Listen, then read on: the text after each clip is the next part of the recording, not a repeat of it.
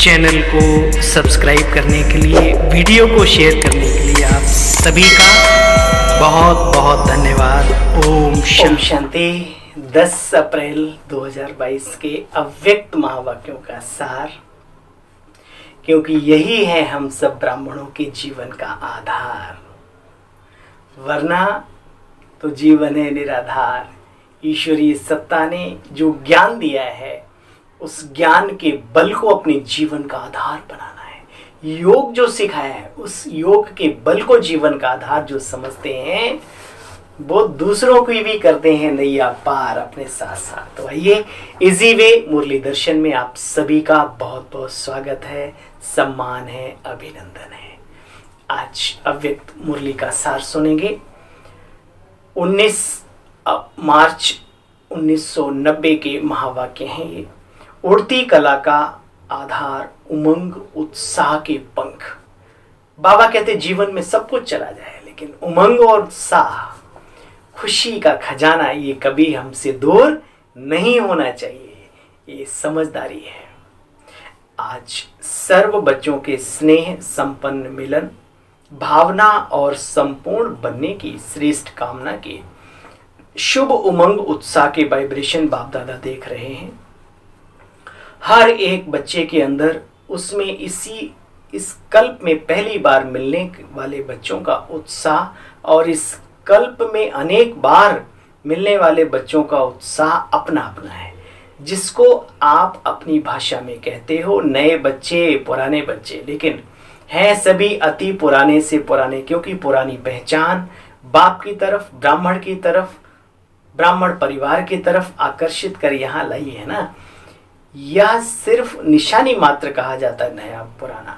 तो नए बच्चों का उमंग उत्साह यही है कि थोड़े समय में बहुत आगे उड़ते हुए बाप समान बनकर दिखावे। ऐसा है ना भाई, भले हम देर से आए, लेकिन हम ऐसा पुरुषार्थ करें उमंग उत्साह से जो सबसे आगे चले जाए। रहता है नयापन, वही है जिसमें नयापन कायम रहे और पुरानेपन से भी आगे जाने की इच्छा चाहिए। बाबा कहते हैं पुरानों का यही श्रेष्ठ संकल्प है कि जो बाप दादा से पालना मिली, खजाना मिला। अब नयों का वो संकल्प और पुरानों का क्या संकल्प है कि पुरानों बच्चों का श्रेष्ठ संकल्प यही है कि जो बाबा से खजाना मिला, उसका रिटर्न बाप के आगे सदा रखते रहें। दोनों का उमंग उत्साह देख रहे हैं और यही उमंग उत्साह पंख उड़ती कला की ओर ले जा रहा है। उड़ती कला के पंख योग ज्ञान है ही, लेकिन प्रत्यक्ष रूप में सारी दिनचर्या में, हर समय, हर कर्म में, हर दिन नया उमंग, नया उत्साह स्वतः ही उत्पन्न होता रहता है। जहां उमंग है, उत्साह है, वही बच्चे उड़ती कला का आधार है। कैसा भी कार्य हो, चाहे सफाई करने का भी कार्य करते हो आप जीवन में, कहीं पर भी, चाहे आश्रम में या बाहर, कोई भी कार्य, कर्म क्षेत्र पर कोई भी कार्य कभी बुरा नहीं होता। बुरी तो बुराइयां होती हैं। बाबा कह रहे हैं कोई भी कार्य हो, कैसा भी, चाहे सफाई करने का हो, बर्तन मांजने का हो, साधारण से साधारण कर्म हो, लेकिन उसमें भी उमंग उत्साह नेचुरल और निरंतर होगा। ऐसे नहीं कि जब ज्ञान की पढ़ाई कर रहे हैं और करा रहे हैं तब याद में बैठे, किसी को बिठा रहे हैं, वह आध्यात्मिक सेवा में बिजी हैं, तो उस समय सिर्फ उमंग उत्साह हो, और साधारण कर्म हो तो स्थिति भी साधारण हो जाए। नहीं बच्चे, उमंग उत्साह कभी साधारण नहीं होना चाहिए। ये उड़ती कला की निशानी नहीं। उड़ती कला का मतलब निरंतर उड़ती कला में जाना, उमंग उत्साह में रहना। देखो, पंख तो सभी के हैं, लेकिन कभी कभी उमंग उत्साह के पंखों से उड़ते उड़ते बच्चे थक जाते हैं। बाबा ने पंखों से तुलना की है उमंग और उत्साह रूपी गुणों की।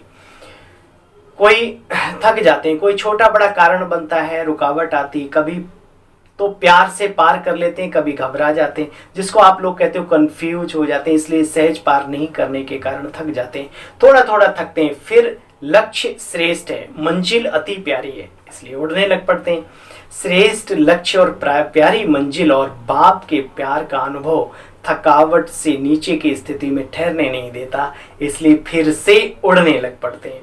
तो बाप दादा बच्चों का यही खेल देखते रहते हैं, फिर भी बाप का रूहानी प्यार रुकने नहीं देता और प्यार में मेजॉरिटी पास है। इसलिए रुकावट कितना भी रोकने की कोशिश करे और करती भी है, कभी कभी सोचते हैं बड़ा मुश्किल है, इससे तो जैसे थे वैसे बन जाए, लेकिन चाहते भी हैं पास्ट की लाइफ में, जानते भी हैं पास्ट की लाइफ में मजा नहीं आता। तो इस परमात्म प्यार और देहधारियों का प्यार दोनों में अंतर है ना। तो उड़ते उड़ते जब ठहरती कला में आ जाते तो दो रास्तों के बीच में हो जाते और सोचते हैं इधर जाएं या उधर जाएं, दुविधा में पड़ा रहता प्राणी। बाबा देखो बच्चों के पुरुषार्थ के अंदर की हाल बता रहे हैं। अंदर का सब कुछ बाबा जानता है और एक का नहीं, हर एक का जानता है। बाबा कहते हैं तो सोचते हैं इधर जाएं व उधर जाएं, किधर जाएं, है ना। कमजोर कभी कभी कंफ्यूज हो जाते हैं।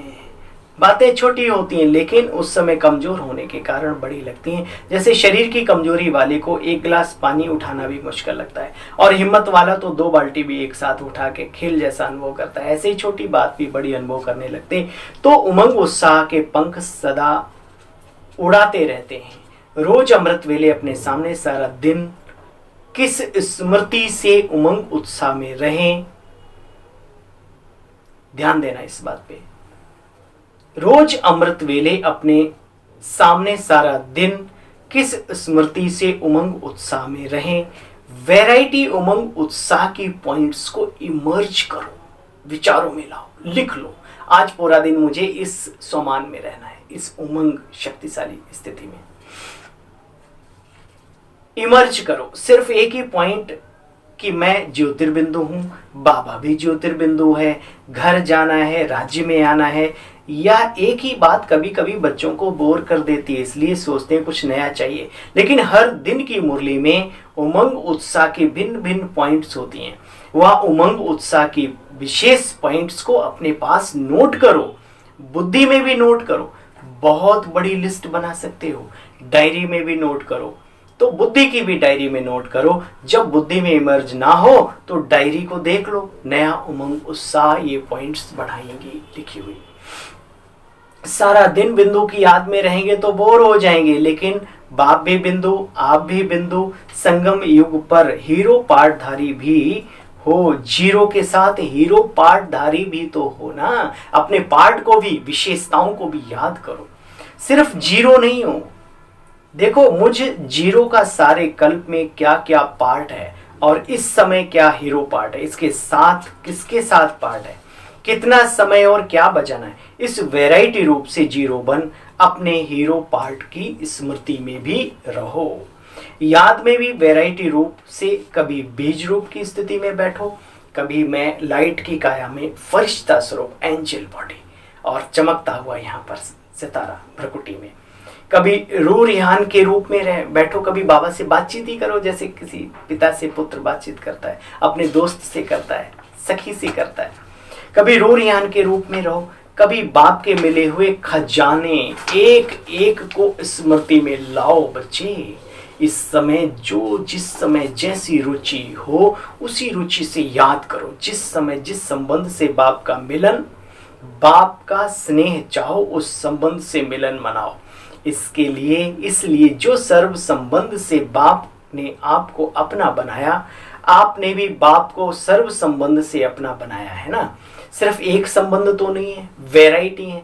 लेकिन एक बात ध्यान में रखनी कि सिवाय बाप की प्राप्तियों के, सिवाय बाप के खजानों के कोई और बुद्धि में ना घुस जाए, याद ना आए। वैरायटी प्राप्ति है, वैरायटी खजाने बच्चे, वैरायटी संबंध हैं, वैरायटी खुशी की बातें हैं, उमंग उत्साह की बातें हैं। उनको विधि पूर्वक यूज करो। पूरे विश्व में, पूरे ब्रह्मांड में हम बाबा के बच्चे बहुत बहुत बहुत सौभाग्यशाली हैं। होंगे संसार में ज्ञानी बहुत सारे, वो एक ही बात को कई रूपों में यूज करते होंगे, किस्से कहानी, कभी ढोलक मजीरे के साथ, कभी कैसे, कभी। लेकिन यहाँ पर वो परमात्मा ज्ञान का सागर नित नई बातें, नित नई ज्ञान की खुराक देते हैं। इससे बड़ा और भाग्य क्या होगा। बस खाने वालों का कलेजा चाहिए, थोड़ा दिल चाहिए, समझ चाहिए उसको हजम करने की। बाबा कहते हैं वैरायटी खजाने हैं बच्चे, वैरायटी उसी विधि से यूज करो। बाप और आप, यही सेफ्टी की लकीर है। सुना, बाप और आप यही सेफ्टी की लकीर है। पिछली सप्ताह की मुरली में रविवार की अव्यक्तवाणी बाबा ने क्या कहा? बाबा का हाथ हमारे सिर पर है, छत्र छाया है, साथ है हमारे बाबा। ये सिक्योरिटी है, सबसे बड़ी सेफ्टी है। नशे में रहो, बाबा मेरे साथ है। आज बाबा ने कहा कि देखो, बाप और आप यही सेफ्टी की लकीर है। इस स्मृति की लकीर से बाहर नहीं जाओ, बस यह लकीर परमात्म छत्र छाया है। जब तक इस छत्र छाया की लकीर के अंदर है तब तक कोई माया की हिम्मत नहीं। फिर मेहनत क्या होती, रुकावट क्या होती, इन शब्दों की बच्चे अविद्या हो जाएगी। सुना? सिर्फ अनुभव करो। जो संबंध हैं, जो खजाने हैं जीवन में मिले हैं, उनको लॉकर में बंद करके मत रखो, उन्हें यूज करो, अनुभूतियों में लाओ और उनको आगे बढ़ाओ। सिर्फ अनुभव करो तो सब सहज हो जाएगा। बाप के साथ साथ जाना है ना, बीच धर्मराजपुरी में तो रुकना नहीं। सभी साथ बाप के चलने वाले हो, बाबा ने पक्का कराया हो ना। तो छत्र छाया में रहना, दिल में रहना, यही सबसे सहज तीव्र गति है।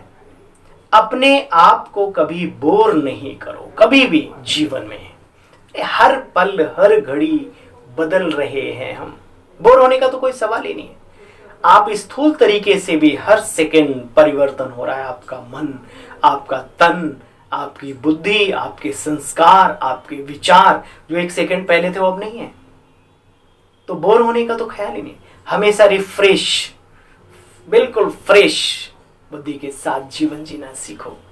कल आपने दाल रोटी खाई थी, आज भी मिली है, लेकिन वो नहीं है कल वाली, याद रखना। ये बहुत सूक्ष्म बुद्धि चाहिए इन बातों में। बाबा कहते हैं अपने आप को कभी भी बोर नहीं करो, सदा अपने आप के लिए वैरायटी रूप से उमंग उत्साह इमर्ज करो। डबल विदेशी कभी कभी सोचते हैं क्या हमारा कल्चर और इंडिया का कल्चर में फर्क बहुत है। ये ब्राह्मण कल्चर में आए हो, बोलो कभी कभी सफेद कपड़ों के बजाय रंगीन कपड़े तो याद नहीं आते। क्यों? क्योंकि सफेद कपड़े जल्दी मैले हो जाते, तो बुद्धि तो नहीं जाती कहीं।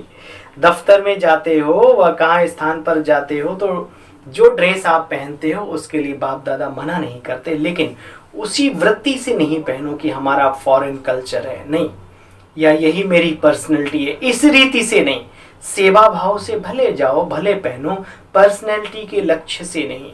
ब्राह्मण जीवन का लक्ष्य हो, सेवा का अर्थ हो, आवश्यकता अर्थ कोई कार्य करते हो तो मना नहीं, लेकिन वह भी निमित्त बनी हुई आत्माओं से पहले वेरीफाई कराओ। कोई निमित्त बहन, कोई भाई जाकर के टिप टॉप और उसमें दुल्हन या दूल्हे के वेश में हो, अच्छा लगता है क्या? और बड़े शौक से, बाबा कहते ये नहीं, हाँ सिंपल ठीक है, आपने कलर डाले हैं वो तो, और निमित्त को तो ये भी नहीं, अरे सफेदी तो वो रंग है जिसके सामने दुनिया झुकती है, सबसे बड़ी पर्सनैलिटी है देखा जाए तो संसार के हिसाब से भी। बाबा कहते हैं निमित्त आत्माओं से पहले वेरीफाई कराओ। ऐसे नहीं कि बाप दादा ने तो छुट्टी दे दी फिर आप क्यों मना करते हो। कभी कभी बहुत हंसी की बातें बच्चे करते हैं, जो मतलब के अक्षर होते हैं वो याद रखते हैं, लेकिन पीछे उसके जो कायदे की बात है वो भूल जाते हैं।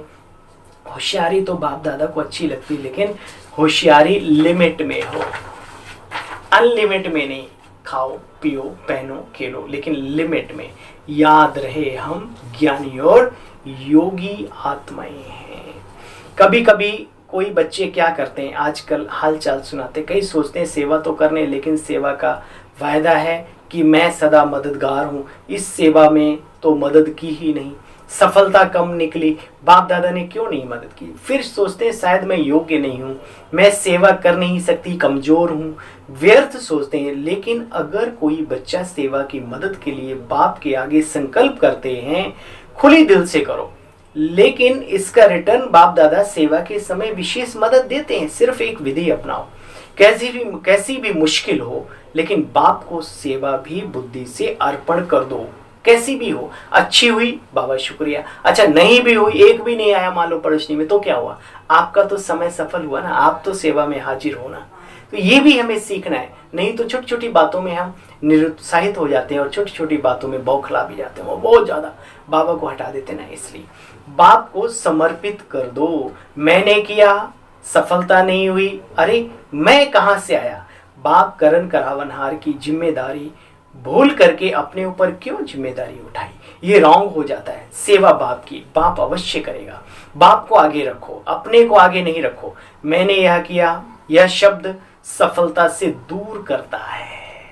आज की मुरली से समर्पण भाव, उमंग, उत्साह के पंख और छोटी छोटी बातों में अपने आप को सेफ रखना, कुसंग से बचाना, आदि आदि हम सुनी बातें बाबा की। दोबारा इस वीडियो को सुन सकते हो, अगर समझ में नहीं आया हो लिख सकते हो, शॉर्ट एंड स्वीट हजम कर सकते हो। बाबा ने सबको याद प्यार दिया। चारों ओर के सदा उमंग उत्साह में उड़ने वाले तीव्र पुरुषार्थी आत्माओं को, सदा बाप की दिल में रहने वाली विशेष मणियों को, सदा बाप और आप इस स्मृति की छत्र छाया में रहने वाले, सदा ठहरती कला गिरती कला से पार उड़ती कला में आगे बढ़ने वाले, अपने को वैरायटी पॉइंट से खुशी और नशे में आगे बढ़ाने वाली श्रेष्ठ आत्माओं को बाप दादा का याद प्यार, गुड मॉर्निंग और नमस्ते। हम सब रूहानी बच्चों की मीठे बाप दादा को नमस्ते नमस्ते नमस्ते। ओम शांति। आज का वरदान है, ब्राह्मण जीवन में अलौकिक मौजों का अनुभव करने वाले, कर्मों की गुहे गति के ज्ञाता भव। ब्राह्मण जीवन में अलौकिक मौजों का अनुभव करने वाले, कर्मों की गुहे गति के गहन गति के ज्ञाता भव। ब्राह्मण जीवन बच्चे मौज का जीवन है, लेकिन मौज में रहने का अर्थ यह नहीं कि जो आया सो किया मस्त रहा, नहीं। यह अल्पकाल के सुख की मौज व अल्पकाल के संबंध संपर्क की मौज सदा काल की प्रसन्न चित्त स्थिति से भिन्न है। जो आया वह बोला, जो आया वह किया, हम तो मौज में रहते हैं, ऐसे नहीं। अल्पकाल के मनमौजी नहीं बनो, सदा काल की रूहानी अलौकिक मौज में रहो। यही यथार्थ ब्राह्मण जीवन है। मौज के साथ कर्मों की गुहे गति के भी ज्ञाता बनो। स्लोगन, अहम और वहम, यही दोनों चीजें तो इंसान को कर देती हैं खत्म। अहम और वहम में आने के बजाय सर्व पर रहम करो। आज का स्लोगन जीवन का संदेश समाया हुआ है। अहम और वहम में आने की बजाय सर्व पर रहम करो। हे रहम दिल मास्टर, रहम दिल आत्माओं, रहम के सागर बनो। थैंक यू बाबा, शुक्रिया मीठे बाबा। इतना श्रेष्ठ जीवन और हर रोज श्रृंगार करते हैं आप हम सभी का। कैसे करूं प्रभु, किन शब्दों